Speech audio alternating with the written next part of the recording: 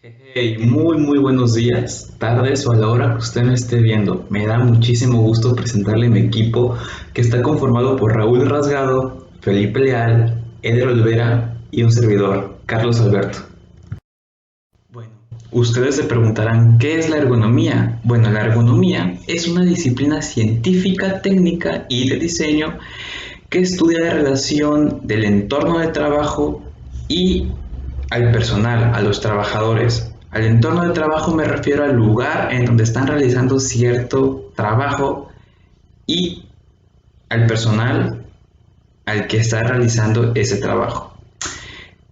Esa disciplina toma en cuenta las características fisiológicas, anatómicas y psicológicas de los trabajadores para que así con esto se puedan realizar sus labores de la mejor manera posible, ¿sí? Se considera la ciencia del diseño para que exista una buena interacción entre el hombre, la máquina y los puestos de trabajo. El objeto de estudio de la ergonomía es el trabajador, el cual es el personaje principal de la organización, que es por eso que el objetivo principal de la ergonomía es buscar la manera en la que el trabajador se desempeñe de la mejor manera posible, brindándole las herramientas necesarias, tratando así de evitar accidentes, enfermedades laborales y disminuyendo la fatiga física y mental.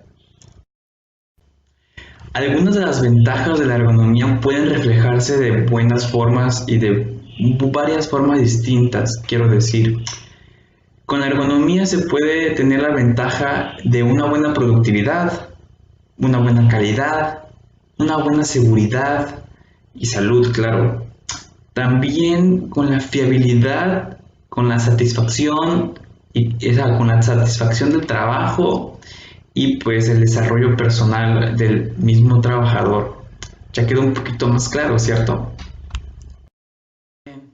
Les platicaré unas de las ventajas muy importantes que tiene la ergonomía y se pueden reflejar de muchas formas distintas, ¿sí?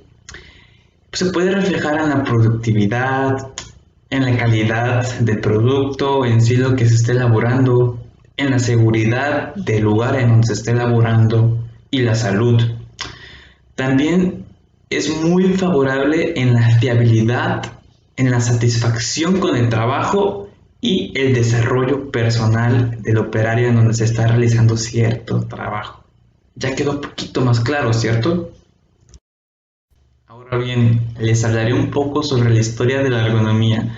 La historia de la ergonomía comenzó hace aproximadamente un siglo. La fecha oficial que se tiene registrada como disciplina científica es el 12 de julio de 1949. En ese mismo día se formó en Londres un grupo interdisciplinario interesados en el estudio de los problemas laborales humanos. Por ejemplo, Frederick Taylor fue uno de los primeros con su obra Organización Científica del Trabajo, donde aplica el diseño de instrumentos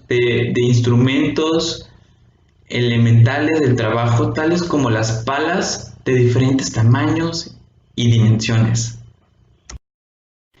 Algunos de los antecedentes fueron, por ejemplo, en la Primera Guerra Mundial, en donde se hizo énfasis en determinar las características físicas de los soldados con el fin de adaptar los equipos de trabajo al hombre. ¿Sí? Se, se relacionaron varias características mentales y sensoriales de los individuos. En esta misma época de la Primera Guerra Mundial, en Estados Unidos se desarrolló por primera vez el concepto de ingeniería humana, con el objetivo de obtener una mayor producción y una mayor adaptación al hombre a los nuevos ingenios bélicos. También durante la Segunda Guerra Mundial, pues por el mismo avance tecnológico, pues surgieron y se permitió con las construcciones de, por ejemplo, los aviones. Y pues esos aviones eran muy complejos en esos tiempos. Entonces, usar esos aviones y aún no existía como tal la ergonomía, pues era muy difícil, por ejemplo, controlarlos y era muy arriesgado.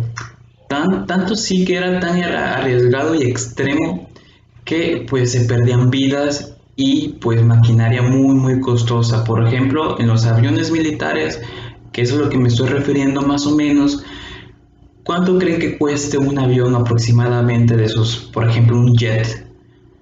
Cuesta aproximadamente 1.400 millones de euros. Imagínense las pérdidas de vida y de dinero.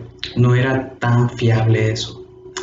Bueno, y pues a partir de esa Segunda Guerra Mundial se creó el movimiento de la Human Engineering, pues con el objetivo de adaptar la máquina al hombre. Ahora bien, les platicaré un poco sobre los precursores. ¿A qué me refiero con precursores? Precursores es el que procede después de un tiempo o un suceso o algo. Y pues algunos de los precursores muy importantes, vaya, todos son importantes porque a fin de cuentas aportaron algo significativo para el progreso de esta disciplina. Pero como les decía, Leonardo da Vinci es uno de los muy importantes porque él aporta por sus investigaciones a los segmentos corporales. También es muy conocido por ser el ancestro de la bioquímica. Coulomb analiza los ritmos de trabajo para definir la carga de trabajo óptima. Por ejemplo, Lavoisier analiza el gasto energético precursor del costo del trabajo muscular. Ramazzini describe las enfermedades relacionadas con el trabajo, la fatiga, malos movimientos, etc. Huarte con H, no con D, busca la educación de las profesiones a las posibilidades de las personas. Claro está, porque pues nosotros tenemos limitantes a pesar de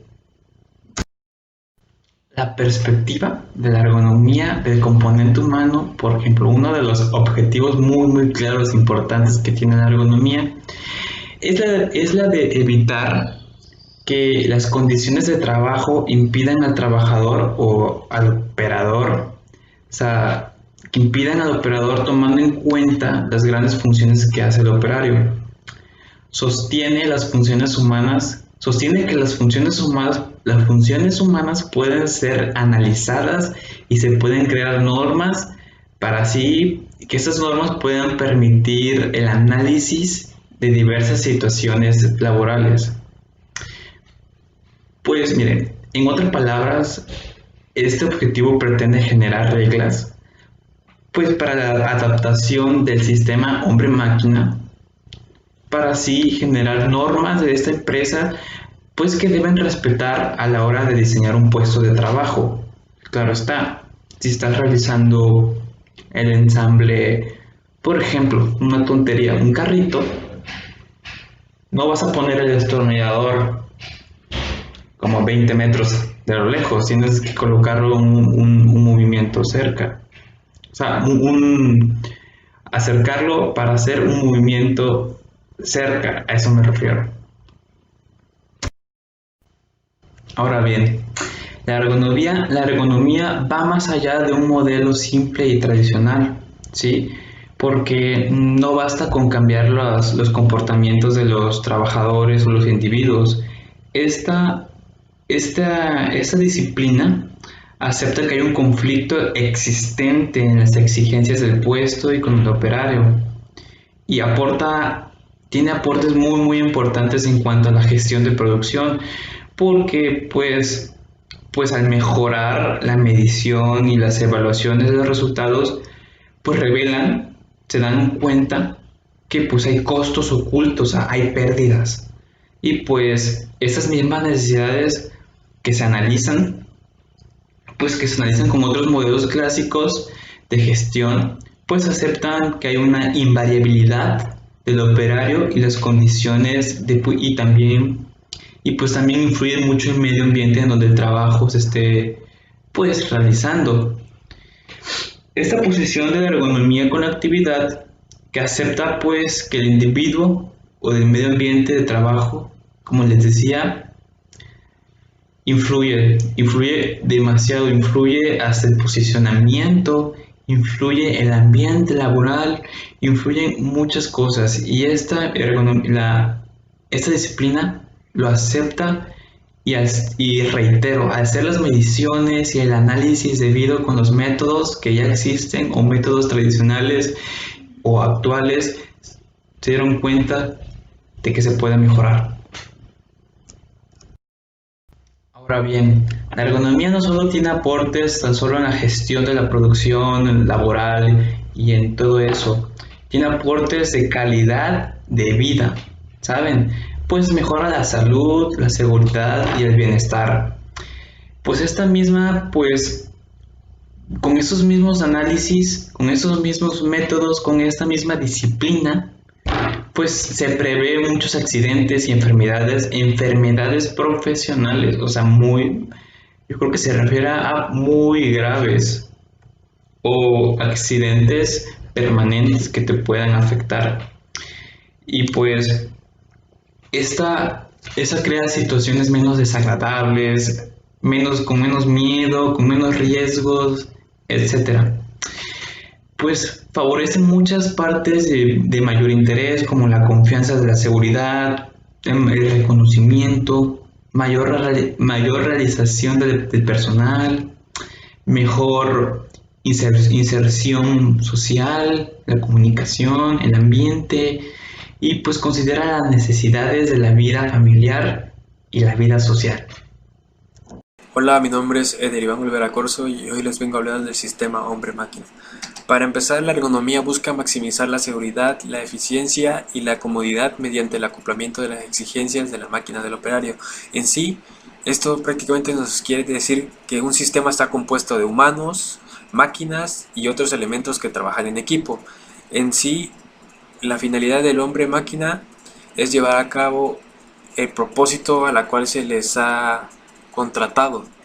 Bueno, las máquinas consisten prácticamente en cualquier objeto físico, de cualquier aparato, equipamiento, medios de trabajo, etcétera, que la gente emplee para realizar cualquier actividad dirigida o para llevar a cabo cualquier propósito deseado o desempeñar alguna función. En sí, pues yo digo que la máquina facilita la elaboración de los productos, reduce costos, reduce energías empeñadas. Esto se da gracias a la revolución industrial que pasó en el siglo XVII en Inglaterra. Bueno, esta se divide en tres sistemas, en sistemas manuales, sistemas mecánicas y en sistemas automáticas. Bueno, en sí los sistemas manuales consiste en herramientas manuales, como su nombre lo dice, y otro tipo de elementos, las cuales son combinados por un ordenador y un operador que controla la operación. Bueno, los sistemas mecánicos están formados por elementos físicos bien integrados, tales como varios tipos de elementos y herramientas mecánicas. Y los sistemas automáticos desarrollan toda la operación con poca o ninguna ayuda de la intervención humana. Esto les voy a dar un ejemplo de sistema automático.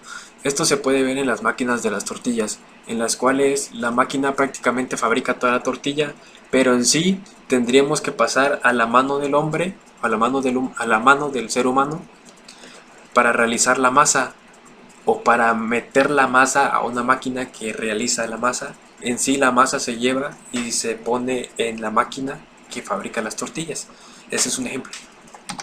Bueno, el hombre aporta el aumento de la productividad y ayuda a evitar siniestras fallas, averías, entre otros accidentes. Bueno, la máquina coayuda a la productividad, o sea, al hombre, para crear una seguridad colectiva y ecológica. Y esto va al trabajo, que brinda las condiciones laborales más sanas y seguras, como por ejemplo es la higiene y seguridad industrial. Bueno, el sistema hombre-máquina.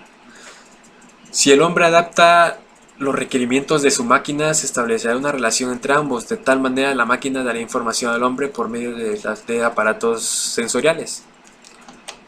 Aquí podemos ver que el ser humano tiene una capacidad para procesar la información, para controlar la información hacia los operarios, hacia las máquinas, y estas hacen que, por ejemplo, si una máquina tiene un accidente o se traba así una paleta en una máquina de dulces, esto hace que, que la máquina produzca un sonido o una luz en la cual alerte al humano, al operario, que está averiado, que está trabado o así.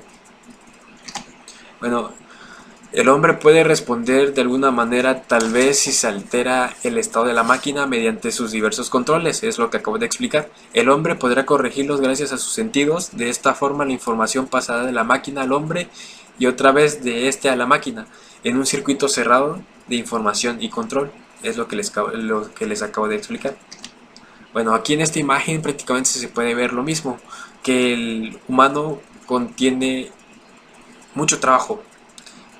Prácticamente da la orden a la máquina y tenemos las condiciones materiales, la cual ponemos, como les puse el ejemplo de la máquina de las tortillas, que nosotros ponemos la masa hacia la herramienta, y esto hace que pues que la herramienta tenga todo el cargo de trabajo, que la máquina tenga el cargo de trabajo, y nosotros podamos prácticamente ahorrarnos mucho tiempo, muchos recursos y mucha energía. Bueno, la interacción hombre a la máquina. Funciones que hacen mejor al hombre. Pues estas son la percepción de amplia gama de estímulos, generalización de esquemas percibidos, retención de alto volumen de recepción, capacidad de juicio, improvisación, respuesta originales, cambio de procedimientos, entre otras. Funciones que hacen mejor a la máquina. Bueno, pues son las operaciones de rutina de precisión, respuesta inmediata a las señales, trabajos considerables de precisión y fuerza, capacidad de recuperación de mucha información, sensibilidad de estímulos más allá del registro humano, sensibilidad de factores humanos patógenos. Y la última es operación recibidas y precisas. Bueno, la ejecución de cualquier función operacional a su vez acarrea típicamente una comunicación de 4 funciones básicas. En esta daré nada más una, que es el sentido de recepción de información. La información que se recibe del exterior es, por ejemplo, cuando un avión prácticamente entra al aeropuerto, le manda una señal a la torre de control donde dicen ya estoy aquí, en qué pista puedo aterrizar, y ya prácticamente la torre de control manda señal al avión y las manda a la pista, y esta hace que el foco se encienda, el foco del avión que tienen ahí en la torre de control se encienda para saber que ya está el avión aterrizado y ya se vienen los protocolos.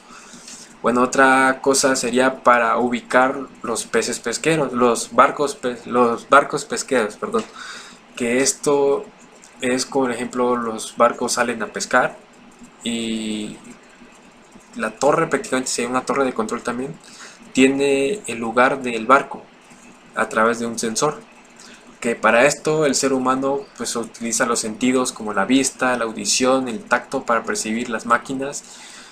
Tienen otros tipos algunas máquinas tienen otros tipos de dispositivos de sensores como eléctricos, fotográficos y mecánicos. En el sentido de una máquina, en el de los casos simplemente es sustituir la misma función sensativa que tiene el hombre. Almacenaje de la información. Bueno, para los seres humanos esto es simplemente un sinónimo de memoria de lo aprendido.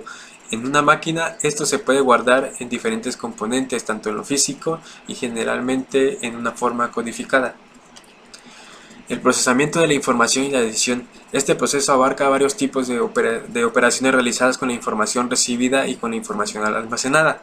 Cuando los humanos están implicados en el proceso informativo, este mismo proceso simple o complejo da típicamente como resultado una decisión para actuar o no actuar. Por ejemplo, en el ejemplo que les di a cabo, cuando la máquina se traba, el hombre tiene que actuar rápido para no crear accidentes. Bueno, la función de acción. Acciones u operaciones que resultan de las decisiones tomadas. A estas acciones que pueden dividirse en, pues primero, algún tipo de acción de control físico o de proceso, como activación de ciertos mecanismos de control o manejo. movimiento, modificación o alteración de materiales u objetos. Bueno, ok, la ergonomía y las disciplinas relacionadas, ese es otro tema que me tocó. Bueno, algunas ciencias relacionadas con la ergonomía se ocupan del estudio del ser humano y en la situación del trabajo, como es el caso de la fisiología por parte de la biología, que estudia los órganos y funciones. Ok, ahora voy a hablar de la ergonomía y las disciplinas relacionadas. Algunas de las ciencias relacionadas con la ergonomía se ocupan del estudio del ser humano en la situación de trabajo, como es el caso de la fisiología, parte de la biología que estudia los órganos y sus funciones. Otras se centran en el diseño de los elementos materiales del puesto y en el acondicionamiento del ambiente de trabajo. Entre las principales disciplinas relacionadas con la ergonomía se encuentra la anatomía, trata de formar y estructurar entre los distintos órganos del cuerpo humano y del organismo en su conjunto. En su aplicación a la ergonomía se centra principalmente entre los aspectos biomecánicos. La sociología tiene que ver con los conocimientos referidos a los aspectos sociales de la actividad laboral, funcionamiento de los colectivos laborales, etc. La fisiología se ocupa del funcionamiento de los sistemas fisiológicos del organismo humano. En su aplicación a la ergonomía se centra principalmente en el consumo metabólico durante el trabajo. La psicología trata de las pautas del comportamiento humano, las actitudes y los mecanismos implicados en la percepción y en la carga mental. En concreto, la psicología industrial estudia las técnicas de selección del personal y perfil del puesto, etc. La ingeniería se ocupa del diseño de las máquinas y equipos de trabajo, así como de instalaciones y acondicionamientos del medio ambiente físico. La medicina trata entre los aspectos referidos a la salud y seguridad del personal incluidas en el sistema. Bueno, esto fue todo de mi parte. Muchas gracias. No, ahora vamos a hablar de los diseños y los tipos de controles.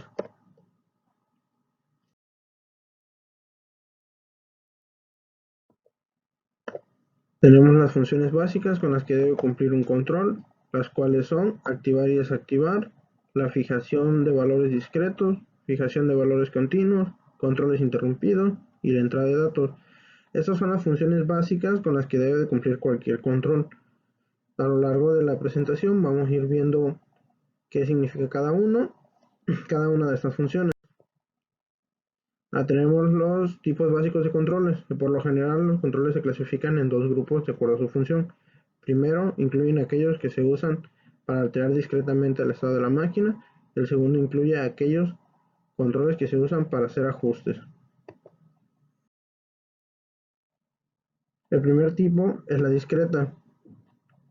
Las funciones que tiene que realizar son la activación, que es por ejemplo encender y apagar una máquina, la entrada de datos, que es un tablero para introducir números o letras, y los ajustes, que por ejemplo es para cambiar el estado de la máquina.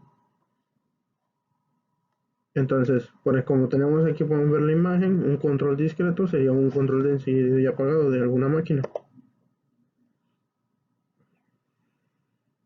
También tenemos los controles.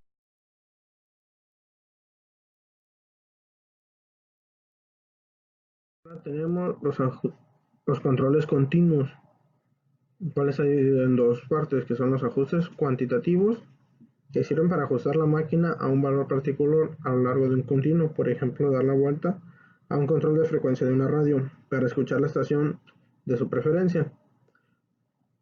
Entonces, lo que hace aquí, el ejemplo que nos da, es antiguamente los radios tenían como una palanquita a la que se le iba dando vueltas, pero no tenía tope. Entonces era continuo, por eso dice que es para dar un valor a lo largo de un continuo. O sea, mientras vaya girando, va a ir cambiando, pero no se van escuchando cortes o no se van sintiendo como topes.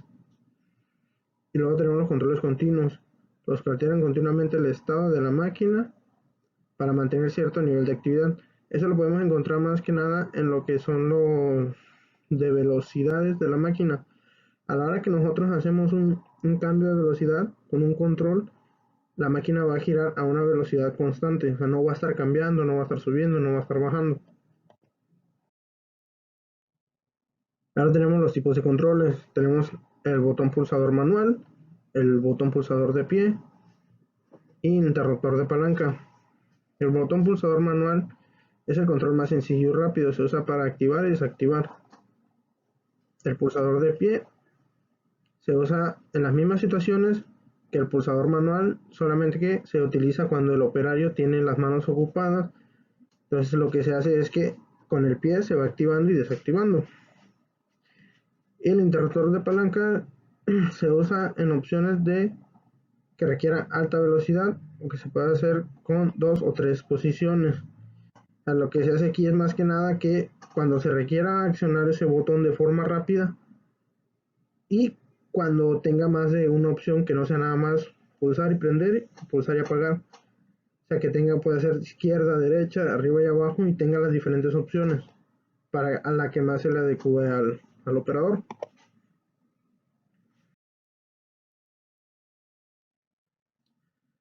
Tenemos los selector rotativo, que pueden ser de escala móvil y de escala fija. Los de escala fija presentan menores errores. Pueden usar valores discretos o continuos, pero son más precisos los de escala discretos. Las perillas son selectores rotativos sin escala. Aquí lo podemos ver más frecuentemente en radios o estéreos.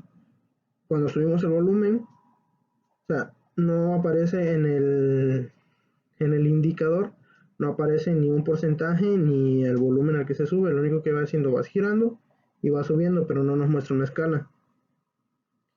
Y volante de mano o manuales se usan para abrir o cerrar válvulas que no requieren excesiva fuerza, o para desplazar piezas sobre una bancada. Por ejemplo, aquí tenemos un ejemplo, una palanca de una máquina fresadora, me parece, que lo que se utiliza es que se pone y con esa vamos subiendo la bancada.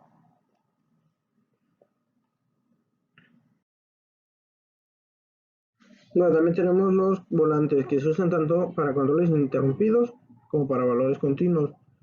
El control interrumpido lo podemos ver en lo que son los volantes de autos, y los valores continuos en lo que son las hormigueras. Las palancas, su longitud se determina en base a la fuerza a desarrollar y de la estratosfera del puesto. Por ejemplo, podemos ver que las palancas de auto son más pequeñas, la longitud es menor a las palancas de los camiones porque requiere menos esfuerzo. O sea, el mover una palanca de un auto requiere menor esfuerzo a la de un camión. Los pedales. El diseño depende de su función, de la situación y del lago que forma la tibia, y del esfuerzo que se considera necesario para ser accionado. Teclado, que se utiliza para la entrada de datos. Y tenemos el ratón. Tiene una o más teclas, constituyen un sistema que se desplaza de acuerdo a las necesidades del usuario. Tenemos los diseños de los controles, que para un buen diseño de controles es necesario contar con la siguiente información: la función del control, los requerimientos de la tarea del control, las necesidades informativas del control, los requerimientos impuestos por el puesto de trabajo y las consecuencias de un accionamiento accidental. Estas partes son muy importantes porque si no tenemos en cuenta todo esto, no podemos desarrollar un control lo suficientemente útil o que provoque alguna falla. O por ejemplo, en el punto 5, en el último punto, las consecuencias de un accionamiento accidental. Si nosotros no desarrollamos un control lo suficientemente estable, o en alguna parte donde no se oprima de manera accidental, puede ser que ocurra un accidente que puede incluir incluso hasta la muerte. Por ejemplo, si llegamos a accionar por accidente la máquina y hay alguna persona cerca, o el operario está mal colocado, puede incluso afectarle en la vida. Tenemos los factores importantes en el diseño de controles. La retroalimentación se refiere a la información que recibe el operario tanto del ambiente como de su propio cuerpo, y lo ayuda a precisar la posición específica tanto del mismo control o de las partes de su cuerpo.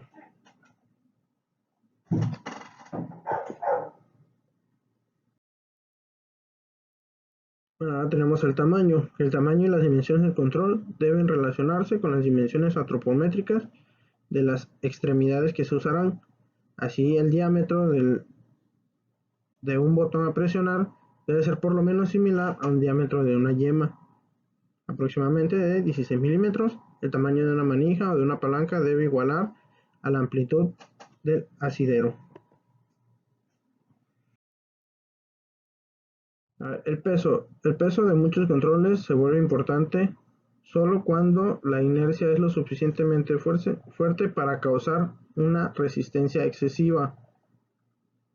De otra manera, el peso será soportado por la máquina misma.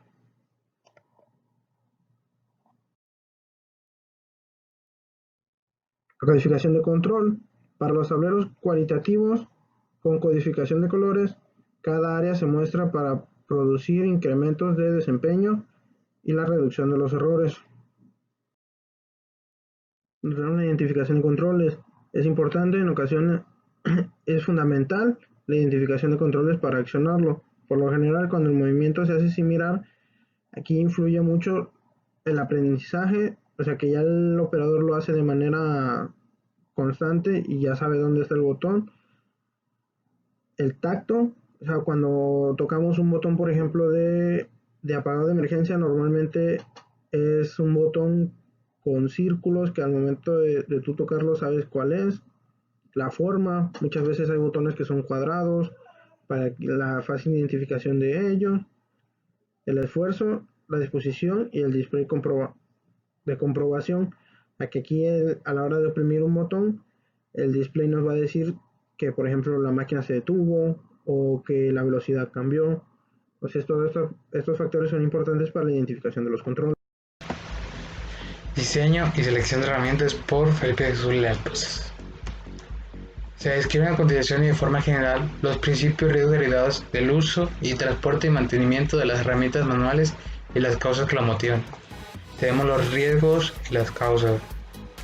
Número 1. Golpes y cortes en manos ocasionados por las propias herramientas durante el trabajo normal con las mismas.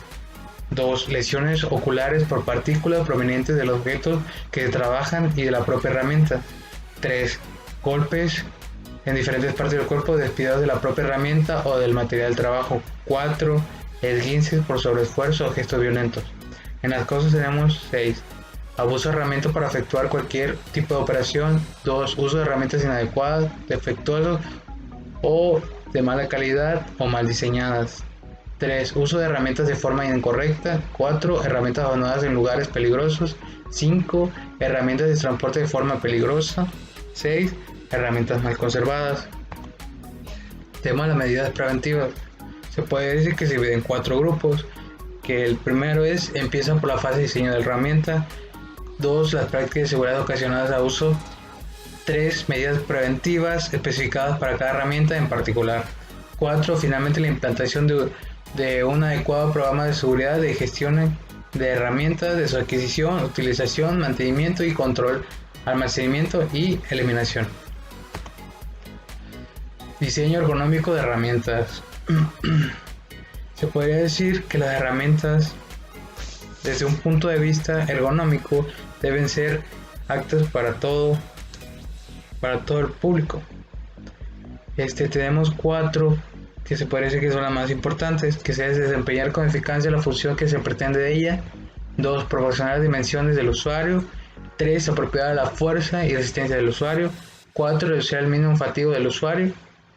Se puede decir que solo son esas 4, son las más importantes. También tenemos los criterios de diseño. Al diseñar una herramienta hay que asegurarse que se adapte a la mayoría de la población. Y también lo más conveniente es que quede recta la mano cuando lo usemos. La mano de la muñeca. Forma de mango. Debe adaptarse a postura natural de hacinamiento de la mano. Debe tener una forma de un cilindro o un cono truncado e invertido. Eventualmente una sección de una esfera. También tenemos diámetro y longitud del mango. Para una presión de una fuerza, el diámetro debe oscilar entre los 25 o 40 milímetros.